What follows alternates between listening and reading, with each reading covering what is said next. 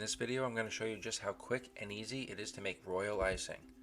I have 3 room temperature egg whites. I'm going to add to my stand mixer half a teaspoon of cream of tartar.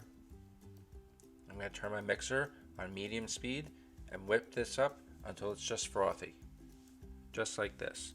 You could use a hand mixer as well. Now I have my powdered sugar.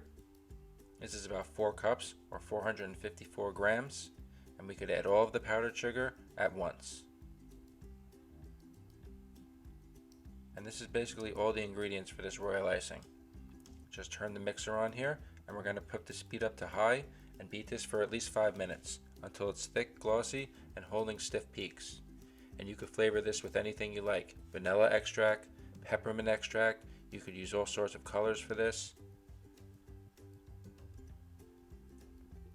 This is after 5 minutes, and this is ready to go. Turn the mixer off here. You can see we have stiff peaks. And that's royal icing. It is just that easy.